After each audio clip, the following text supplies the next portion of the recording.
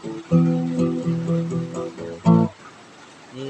pulong kan akong ipuy-an, napupunon og kalawaan, dagkong balod ang nagianan, sa sakayan haluyan-luyanan, ninay bagyong halikay-likayan, nagalilo ang kadagatan, walay kuyaw o kalisang kay amo nang naandan.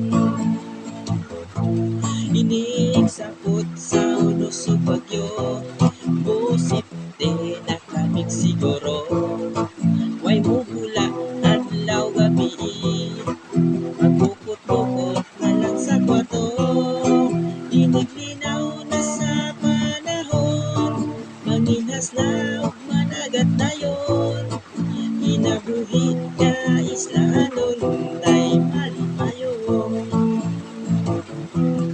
Ining pulong nga among gipuy-an, mapupunon og kalawaan, dagkong balod ang agianan, sa sakayan haluyan-luyanan, inay bagyong halikay-likayan, nagalilo ang kadagatan, walay kuyaw o kalisang kay amo nang naandan.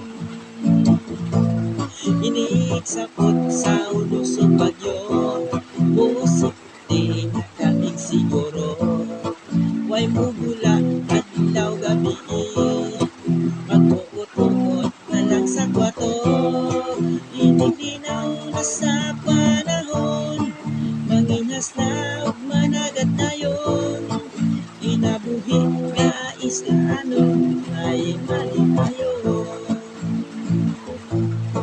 Kinabuhi nga islaanon ay malipayon. Kinabuhi nga islaanon